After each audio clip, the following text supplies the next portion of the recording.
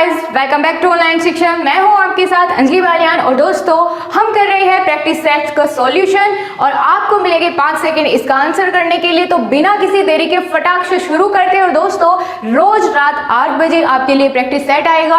सभी आपके सब्जेक्ट्स से जितने उन सभी के प्रैक्टिस सेट लेकर के मैं आपके लिए आऊंगी। और दोस्तों अपने फ्रेंड्स के साथ बिल्कुल फैला दीजिए क्लास को और सबके सब कमेंट बॉक्स में आंसर देना बिल्कुल मत भूलना।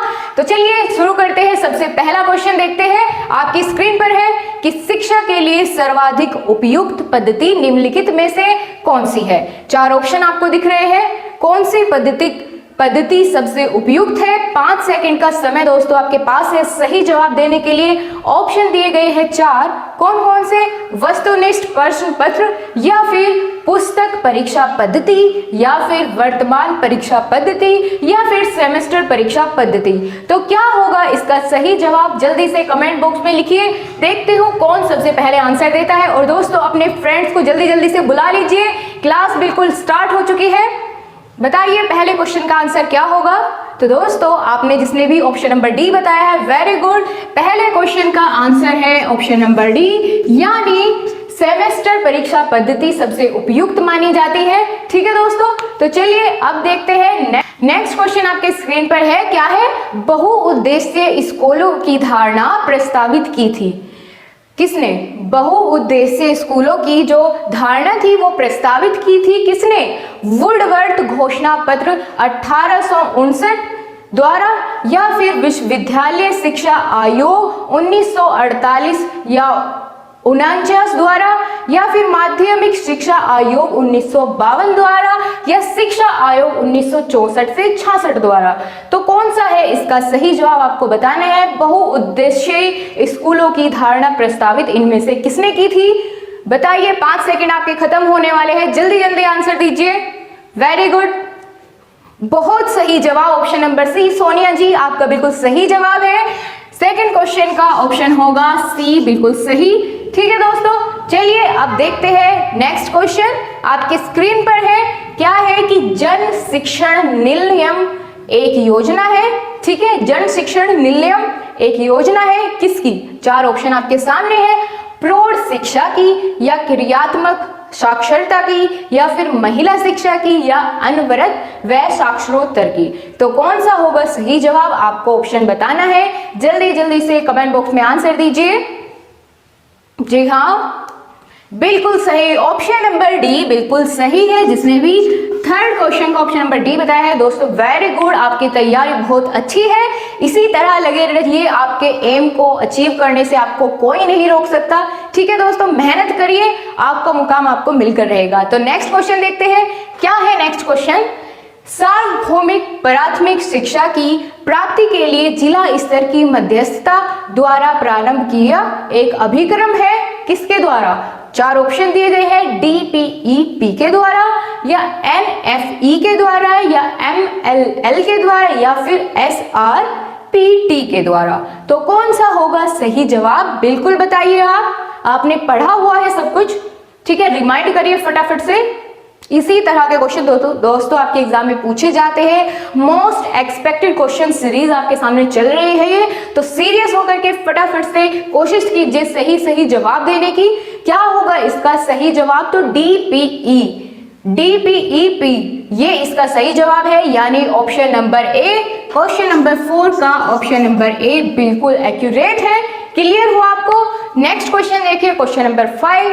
क्या दिया गया है कि व्यावसायिक शिक्षा का पहला केंद्रीय संस्थान भारत के किस शहर में बनाया गया था? बताइए, आपको पता है इसका जवाब? आशा करती हूं आप सही सही जवाब देंगे। क्या क्या ऑप्शन है देख लेते हैं, 5 सेकंड है, तब तक आप कमेंट करिए। भोपाल, कोलकाता, कोयम्बटूर, या फिर मुंबई। इसका सही जवाब आपको बताना है। कौन सा होगा उपयुक्त आंसर? तो दोस्तों ऑप्शन नंबर ए, यानी भोपाल में स्थापित किया गया था। ठीक है दोस्तों, कहां? भोपाल में। क्लियर हुआ? चलिए नेक्स्ट क्वेश्चन देखते हैं, क्वेश्चन नंबर 6। बहुत अच्छा क्वेश्चन है। क्या है कि ऑपरेशन ब्लैक बोर्ड की सिफारिश निम्न में से कौन सी नीति के द्वारा की गई थी। ठीक है, ऑपरेशन ब्लैक बोर्ड की सिफारिश निम्न में से किस नीति के द्वारा की गई थी। 4 ऑप्शन है आपके सामने, फटाक से जवाब दीजिए। क्या है, राष्ट्रीय शिक्षा नीति 1979, या फिर राष्ट्रीय शिक्षा नीति 1952, या राष्ट्रीय शिक्षा नीति 1948, या राष्ट्रीय शिक्षा नीति 1986। तो कौन सी शिक्षा नीति के द्वारा की गई थी, आप सही जवाब बताइए। जी बिल्कुल, बहुत अच्छी कोशिश आपकी है दोस्तों, बिल्कुल सही। ऑप्शन नंबर डी इसका बिल्कुल सही है, राष्ट्रीय शिक्षा नीति 1986। ठीक है दोस्तों, क्या जवाब है इसका ऑप्शन नंबर 6 का सी। क्वेश्चन नंबर 6 का ऑप्शन नंबर डी बिल्कुल सही है, राष्ट्रीय शिक्षा नीति। ठीक है, आगे देखते हैं। नेक्स्ट क्वेश्चन आपकी स्क्रीन पर है, क्वेश्चन नंबर 7। क्या पूछा गया है कि शिक्षा में दंड की मुख्य हानि है। क्या है, अगर हम किसी बालक को, विद्यार्थी को दंड देते हैं तो उसकी क्या हानि होती है, वही आपसे पूछा गया है। आपके सामने 4 ऑप्शन है। क्या होगा कि यह स्थायी बाल सुधार नहीं है, या फिर इससे विद्यार्थियों में अरुचिकर भावनाओं की उत्पत्ति होती है, या फिर नेक्स्ट ऑप्शन दिया गया है यह छात्रों में घबराहट को जन्म देता है, या फिर यह समूह में भाईचारे की भावना को रोकता है। तो आपके अकॉर्डिंग क्या होगा इसका सही जवाब, बिल्कुल बताइए। जी क्या होगा, अगर हम शिक्षा में दंड देते हैं तो उसकी क्या हानि होगी। तो इसका सही जवाब दिया है टेक इंस्टीट्यूट, क्या नाम है आपका, हाँ बिल्कुल सही, आपका बिल्कुल सही जवाब है। इससे विद्यार्थियों में अरुचिकर भावनाओं की उत्पत्ति होती है। ठीक है दोस्तों, बिल्कुल सही जवाब है ऑप्शन नंबर बी।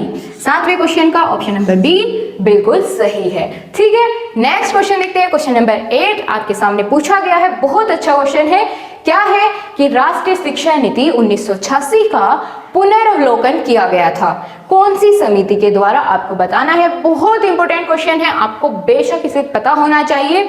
देखते हैं ऑप्शंस, आपकी 5 सेकंड पूरी हो जाएगी ऑप्शन खत्म होते होते। क्या है, संपूर्णानंद समिति ने, या रामामूर्ति समिति ने, या ईश्वर भाई पटेल समिति ने, या एदिल शाह समिति ने। बताइए इसका सही जवाब क्या होगा। जल्दी जल्दी कमेंट बॉक्स में आंसर दीजिए, मैं वेट कर रही हूं आपके आंसर का। अभी तक किसी का आंसर नहीं आया है। क्या ये इतना टफ क्वेश्चन था, बिल्कुल नहीं। तो बताइए फिर इसका आंसर। रामामूर्ति समिति ने, यानी ऑप्शन नंबर बी, क्वेश्चन 8 का ऑप्शन नंबर बी बिल्कुल सही है। क्लियर हो आपको। चलिए अब चलते हैं नेक्स्ट क्वेश्चन की और। क्वेश्चन नंबर 9 देखिए, क्या पूछा गया है कि छात्रों पर बस्ते के बोझ के विषय का मूल्यांकन किया था, कौन सी समिति ने, आपको इसका नाम बताना है। देखिए ऑप्शन में क्या दिया गया है आपको, ईश्वर भाई पटेल समिति ने, या एदिल शाह समिति ने, या माथुर समिति ने, या फिर यशपाल समिति ने। कौन सा होगा इसका सही जवाब। दोस्तों इसी तरह के क्वेश्चंस आपके एग्जाम में बनते हैं। ठीक है, बहुत ध्यान से आपको पढ़ना होगा, यानी अगर आपको नहीं भी पता है तो अब मैं बता रही हूँ आंसर साथ साथ, तो आपको वो बिल्कुल ध्यान से पढ़ना है, आपको याद रहेगा। ठीक है दोस्तों, और आपको प्रैक्टिस हो जाएगी इस तरह से क्वेश्चन का आंसर देने की। तो क्या होगा कि एग्जाम में आपको बिल्कुल घबराहट नहीं होगी आंसर देते दफे। ठीक है, बिल्कुल प्रेशर फील नहीं होगा अगर आप अभी से प्रैक्टिस सेट डेली लगाना शुरू करते हैं। ठीक है दोस्तों, तो क्या होगा इसका सही जवाब। तो दोस्तों ऑप्शन नंबर डी, यानी यशपाल समिति ने की थी इसका पुनर्वलोकन। ठीक है दोस्तों, सही है, ऑप्शन नंबर डी बिल्कुल सही है इसका जवाब। अब आगे आते हैं क्वेश्चन नंबर 10 देखते हैं। प्रतिपूरक शिक्षा सेवाओं का आयोजन किया जाता है, प्रतिपूरक सेवाओं, शिक्षा सेवाओं का आयोजन किया जाता है। ऑप्शन 4 आपके सामने है। क्या है कि सामाजिक रूप से वांछित जो बच्चों के लिए, या फिर स्कूल से अलग हुए बच्चों के लिए, या अपचारी बच्चों के लिए, या अनुपस्थित बच्चों के लिए। तो बताइए किसके लिए आयोजित किया जाता है प्रतिपूरक शिक्षा सेवाओं का। फटाक से जवाब दीजिए, 5 सेकंड का समय आपके पास है, जल्दी। बिल्कुल सही दोस्तों, ऑप्शन नंबर डी इसका सही है, अनुपस्थित बच्चों के लिए आयोजन किया जाता है प्रतिपूरक शिक्षा सेवाओं का। क्लियर हो आपको। ऑप्शन नंबर डी 10वें क्वेश्चन का आंसर क्या है, ऑप्शन नंबर डी। क्लियर हो गया। चलते हैं नेक्स्ट क्वेश्चन पर। क्या पूछा गया है, पत्राचार पाठ्यक्रम निदेशालय की स्थापना 1962 में सबसे पहले हुई कहां पर। किसकी हुई कि कोलकाता विश्वविद्यालय में या फिर दिल्ली विश्वविद्यालय में या मुंबई विश्वविद्यालय में या फिर मद्रास विश्वविद्यालय में। क्या होगा इसका सही जवाब आपको बताना है दोस्तों। 5 सेकेंड आपके पास है, फटाक से इसका जवाब दीजिए। बिल्कुल सही जवाब ऑप्शन नंबर बी इसका बिल्कुल सही है, दिल्ली विश्वविद्यालय में। तो 11वें क्वेश्चन का आंसर है दिल्ली विश्वविद्यालय यानी ऑप्शन नंबर बी। ठीक है दोस्तों, चलिए अब देखते हैं नेक्स्ट क्वेश्चन यानी क्वेश्चन नंबर 12। क्या पूछा गया है कि कक्षा शिक्षण तब अच्छा होता है जब कक्षा के सभी छात्र क्या कर रहे हो। ऑप्शन है क्या कर रहे हो बताइए, चुपचाप शांति से बैठे हो या प्रश्न पूछने और उत्तर देने में तत्पर हो या अध्यापक की हर बात को लिख रहे हो या फिर साफ सुथरी स्कूल की ड्रेस में हो। तो शिक्षण कब अच्छा होगा आप बताइए कि जब बच्चे बिल्कुल चुपचाप शांत बैठ जाते हैं तब शिक्षण अच्छा होता है कक्षा में, ऐसा है क्या। बिल्कुल नहीं, क्योंकि अगर अध्यापक उनके साथ कम्युनिकेट नहीं करेगा, उनसे क्वेश्चंस पूछेगा, आंसर नहीं लेगा, तब तक बच्चों का ध्यान अध्यापक की कही गई बातों पर केंद्रित उस तरह से नहीं हो पाता है। ठीक है दोस्तों, और अगर अध्यापक की हर बात लिखने में लगे तो उनका तो लिखने में ही टाइम चला जाएगा। तो जरूरी है कि क्वेश्चन सुने और उसका आंसर दे, इस तरह से दोनों के बीच में संबंध स्थापित हो। तो कौन सा होगा सही जवाब। Very good, option number b इसका बिल्कुल सही जवाब है। आपने बहुत अच्छी कोशिश की दोस्तों। आगे बात करते हैं क्वेश्चन नंबर 13 की। क्या पूछा गया है देखिए अपनी स्क्रीन पर। व्यवसाय परक शिक्षा का तात्पर्य है, व्यवसाय परक शिक्षा का तात्पर्य है क्या कि शिक्षा से व्यवसाय ही मिले या शिक्षा और व्यवसाय दोनों ही मिले या फिर किसी व्यवसाय में शिक्षा दी जाए या फिर शिक्षा के साथ व्यवसाय की जानकारी हो। तो कौन सा होगा सही ऑप्शन इसका आपको बताना है। जल्दी से कमेंट बॉक्स में आंसर करते रहिए। जी हाँ, बिल्कुल सही, ऑप्शन नंबर ए यानी शिक्षा से व्यवसाय मिले। ठीक है दोस्तों, क्या ऑप्शन होगा इसका। ऑप्शन नंबर ए बिल्कुल सही है। क्लियर हुआ आपको क्यों है इसका आंसर। ठीक है, चलिए नेक्स्ट क्वेश्चन देखते हैं। क्वेश्चन नंबर 14 आपकी स्क्रीन पर है। क्या पूछा गया है, छात्रों द्वारा पाठ्य पुस्तक में अभिरुचि प्रदर्शित न करने पर आप क्या समझते हैं। ठीक है, 4 ऑप्शन है देखिए। शिक्षण को आधिकारिक रुचिकर बनाएंगे या फिर स्वयं अध्यापन में रुचि लेंगे या होगा ऑप्शन नंबर 3 कि अभिरुचि न होने का कारण जानने की कोशिश करेंगे या फिर ऑप्शन नंबर डी उपरोक्त सभी। तो क्या होगा इसका सही जवाब दोस्तों आपको बताना है। बिल्कुल सही जवाब क्या होगा ऑप्शन नंबर सी, अभिरुचि न होने का कारण जानने की कोशिश करेंगे। क्लियर हो आपको, अभिरुचि न होने का कारण जानने की कोशिश करेंगे तभी अच्छा शिक्षण हो पाएगा जब हमें रीजन पता चलेगा कि क्यों बच्चे की रुचि नहीं है पाठ्य वस्तु में। ठीक है दोस्तों, चलिए नेक्स्ट क्वेश्चन देखते हैं। क्वेश्चन नंबर 15 पूछा गया है, एक विश्वविद्यालय सहकारी समिति है, यह कथन निम्न में से किसका है। ठीक है, किससे संबंधित है, किसने कही है बात। तो देखते हैं 4 ऑप्शन क्या क्या है कि रायबर्न या ओटवे या नन या इनमें से कोई नहीं। तो किसने कही है ये बात आपको बताना है। तो क्या होगा इसका सही जवाब दोस्तों। 5 सेकेंड आपके लगभग पूरे होने को है, जल्दी जल्दी आंसर करिए। आपको पूरा आंसर नहीं लिखना है, आप बस इतना बता दीजिए कि 15 का ए या 15 का बी। इस तरह से आप कमेंट बॉक्स में आंसर कर सकते हैं, मैं चेक कर लूंगी आराम से। और जिसका सबसे ज्यादा स्कोर होगा कल की क्लास में उसका नाम अनाउंसमेंट किया जाएगा। तो इसीलिए बहुत सही आपको जवाब देने हैं, कोशिश करना कोई भी क्वेश्चन गलत ना हो पाए। ठीक है दोस्तों, तो 15वें क्वेश्चन का आंसर क्या होगा। ऑप्शन नंबर ए यानी रायबर्न की कही गई बात है, इनका ही कथन है। ठीक है, चलिए नेक्स्ट क्वेश्चन देखते हैं। क्वेश्चन नंबर 16 पूछा गया है, पाठ्यक्रम की रचना करते समय मुख्यतः किस बात पर अधिक ध्यान देना चाहिए। किस पर। ऑप्शन ए छात्र की रुचि पर या ऑप्शन नंबर बी शिक्षा के उद्देश्यों पर या ऑप्शन नंबर सी शिक्षण की पद्धति पर या फिर ऑप्शन नंबर डी विषय वस्तु पर। तो किस पर देना चाहिए सबसे अधिक ध्यान, आपको यही बताना है। दोस्तों क्या होता है कि जब अध्यापक पढ़ाता है तो क्या होना चाहिए, सबसे ज्यादा उसका जो ध्यान है वो इस बात पर होना चाहिए कि उसकी शिक्षा का उद्देश्य क्या है। जैसे हम आपको पढ़ा रहे हैं तो हमारा उद्देश्य क्या है कि आपका एग्जाम क्लियर हो और बहुत अच्छे मार्क्स के साथ क्लियर हो। ठीक है दोस्तों, और आप किस उद्देश्य से हमारे साथ पढ़ रहे हैं कि आपका भी एग्जाम क्लियर हो, ठीक है ना, आपको अच्छे से सब चीजें समझ में आई, जहां आपको बेटर मिलता है, बेस्ट मिलता है, वहीं से आप पढ़िए जहां से आपको समझ आता है, ठीक है दोस्तों। तो क्या होगा इसका सही जवाब आपको बताना है, तो देना चाहिए शिक्षा के उद्देश्यों पर ध्यान, ठीक है। क्लियर हुआ? क्वेश्चन नंबर 16 का ऑप्शन नंबर बी बिल्कुल सही है। चलिए देखते हैं क्वेश्चन नंबर 17 क्या पूछा गया है कि बालकों को अभिप्रेरित किया जा सकता है कैसे। देखिए ऑप्शन ए व्याख्यान देकर या निर्देशन प्रदान करके या फिर प्रतिपोषित करके या फिर उदाहरण प्रस्तुत करके। क्या होगा इसका उपयुक्त जवाब, बताइए आप। 5 सेकंड आपके पास है अभी बताने के लिए, कौन सा ऑप्शन इसका सही होगा। जी हाँ बिल्कुल सही, ऑप्शन नंबर सी इसका बिल्कुल सही है, प्रतिपोषित करके, ठीक है। प्रतिपोषित करके ही उसे अभिप्रेरित किया जाता है, यानी मोटिवेट किया जाता है उसको प्रतिपोषित करके, ठीक है, भले ही वो शाब्दिक हो या फिर अशाब्दिक हो। आगे बात करते हैं क्वेश्चन नंबर 18 की। क्या पूछा गया है दोस्तों आपसे कि कक्षा में एक छात्र के लिए न्यूनतम जगह होनी चाहिए कितनी, 10 वर्ग मीटर या फिर 5 वर्ग मीटर, 8 वर्ग मीटर या फिर 12 वर्ग मीटर। क्या होगा इसका सही जवाब, बिल्कुल बताइए आप। 5 सेकंड आपको मिलते हैं।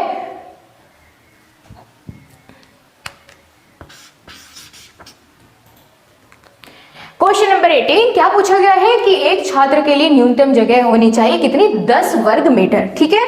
न्यूनतम जगह एक छात्र के लिए होनी चाहिए 10 वर्ग मीटर। क्लियर हो गया? चलिए आगे चलते हैं, यानी ऑप्शन नंबर ए 10 वर्ग मीटर इसका सही जवाब है।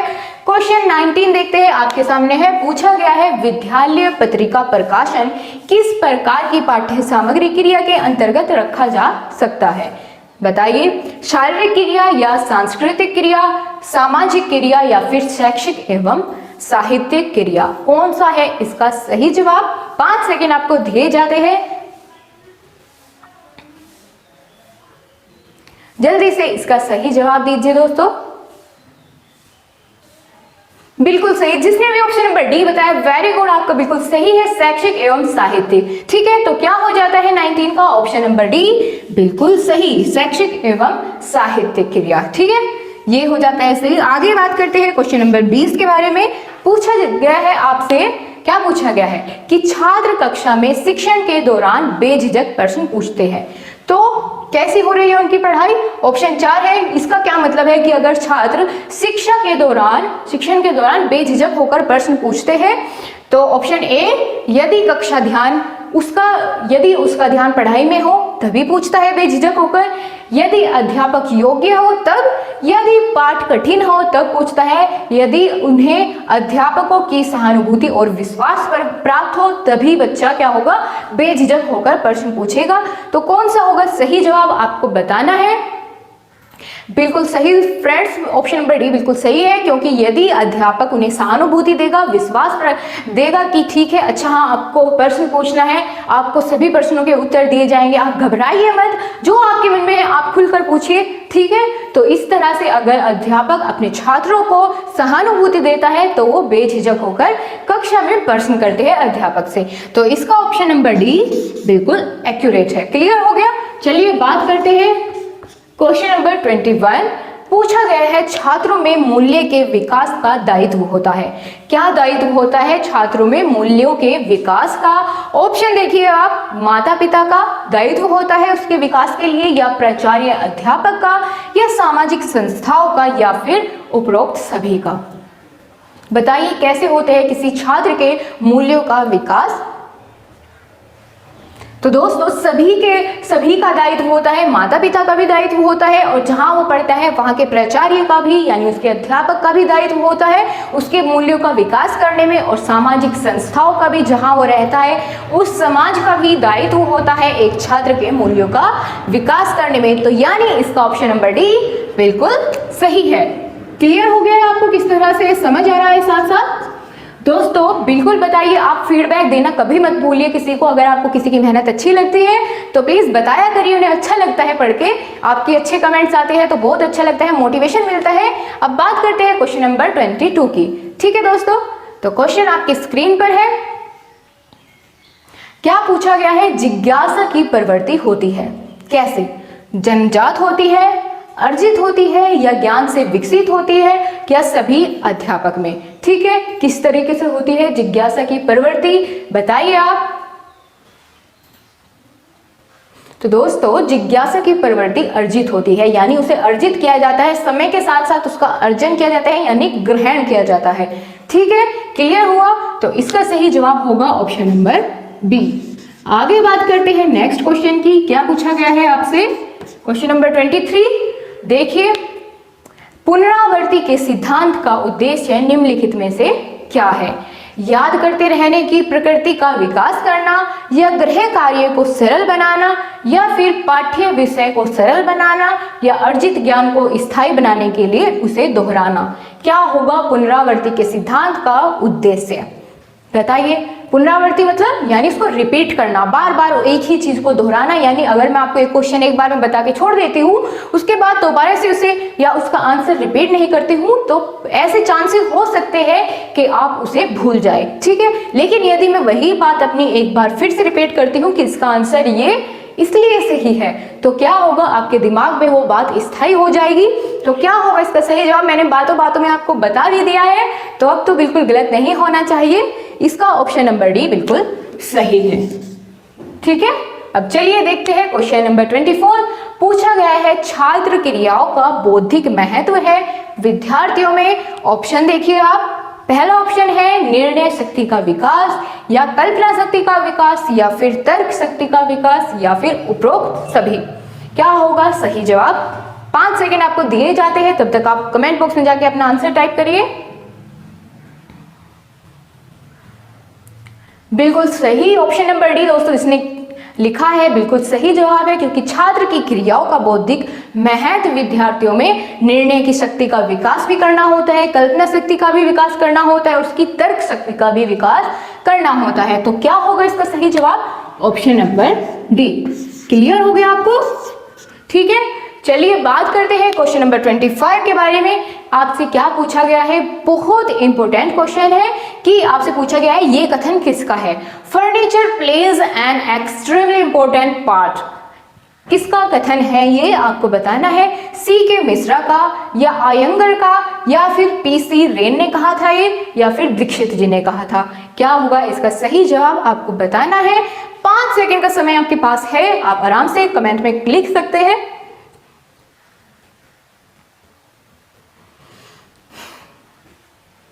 बिल्कुल सही ऑप्शन नंबर डी जिसने बताया है, बिल्कुल सही है। दीक्षित जी का कथन है ये, क्या कि furniture plays an extremely important part. ठीक है, चलिए अब बात करते हैं क्वेश्चन नंबर 26। आपके सामने है स्क्रीन पर। पूछा गया है विद्यालय फर्नीचर में सम्मिलित है क्या क्या? आपके सामने ऑप्शन है डेस्क सम्मिलित है, कुर्सी सम्मिलित है, या फिर शामपट सम्मिलित है, या फिर उपरोक्त सभी सम्मिलित है विद्यालय फर्नीचर में। बिल्कुल आपको बताना है।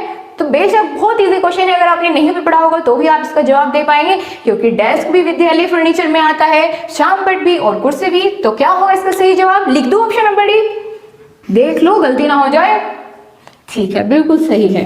चलिए अब बात करते हैं नेक्स्ट क्वेश्चन की, यानी क्वेश्चन नंबर 27। हम फटाफट से अपने क्वेश्चन कंप्लीट कर रहे हैं। बात आती है कि छात्रों को बहुत अधिक या कठोर सजा देने से क्या होता है? 4 ऑप्शन है। छात्र स्कूल छोड़कर दूसरे स्कूल में जा सकते हैं, या फिर स्कूल का अनुशासन अच्छा रहता है, यदि हम उन्हें बहुत कठोर सजा देंगे तो स्कूल का अनुशासन भी अच्छा होगा, ऐसी बात है, या उनके माँ बाप प्रधान अध्यापक से शिकायत करने आएंगे, या फिर छात्रों के मन में स्कूल के प्रति उग्र प्रतिक्रिया पैदा होगी, यानी उनके अंदर गुस्सा भरा होगा अपने स्कूल को लेकर के। तो क्या होगा इसका सही जवाब? आपको बताना है। बिल्कुल सही, ऑप्शन नंबर डी सबसे उपयुक्त है। आपको क्या चुनना है? जो सबसे उपयुक्त हो। बाकी अगर बच्चे 3 ऑप्शन की बात करें कि स्कूल छोड़कर दूसरे स्कूल में जा सकते हैं, हाँ बाय चांस ऐसा हो सकता है कि स्कूल छोड़कर दूसरे स्कूल में चला जाए यदि उसकी ज्यादा ही पिटाई कर दी गई है। और अगर दूसरे ऑप्शन की बात करें अनुशासन अच्छा रहता है, हाँ ये भी काफी हद तक सही है कि अनुशासन अच्छा रहता है स्कूल का, पर अंदरूनी अगर देखा जाए तो वो उस तरह से सही नहीं होता, क्योंकि जबरदस्ती बच्चों से वो काम कराया जाता है। ठीक है, उनकी अपनी कोई भावना नहीं होती अनुशासन में रहने की। अगर इस तरह से उनको सजा दे करके ऐसे काम कराए जाते हैं, या फिर माँ बाप प्रधान अध्यापक से शिकायत करेंगे, ऐसा हो सकता है, होता है कई बार, लेकिन हमें चुनना है सबसे उपयुक्त। इसका आंसर तो वो होगा ऑप्शन नंबर डी। ठीक है, समझ आया आपको? चलिए अब बात करते हैं क्वेश्चन नंबर 28 की। पूछा क्या गया है कि प्रभावी शिक्षण के लिए सर्वाधिक आवश्यक निम्न में से क्या है? ऑप्शंस है, पहला साहित्यिक भाषा का आधिकारिक उपयोग, या फिर विद्यार्थियों को आधिकारिक नोट्स लिखवाना, या फिर व्यवहारिक उदाहरणों द्वारा विषय को स्पष्ट करना, या फिर शामपट का अधिकाधिक उपयोग करना। क्या होगा आपके अकॉर्डिंग? इसका सही जवाब आपको बताना है। प्रभावी शिक्षण कब होता है? जब व्यवहारिक उदाहरणों द्वारा विषय को स्पष्ट किया जाता है। क्लियर है आपको? क्या जब व्यवहारिक उदाहरण दिए जाते हैं बालकों को उनके सामने, तो क्या होता है, जो भी हम पाठ्य वस्तु ने पढ़ा रहे हैं वो बिल्कुल स्पष्ट हो जाएगी। ठीक है ना, क्योंकि उसे रिलेट कर पाएंगे अपने एक्सपीरियंस के साथ, जो भी उनके साथ पहले हुआ है उससे अकॉर्डिंग अगर उन्हें क्या दिए जाए, एग्जाम्पल दिए जाए, तो उन्हें क्लियर हो जाता है पूरा टॉपिक। ठीक है, ऑप्शन नंबर बी बिल्कुल सही है, यानी उदाहरण देकर।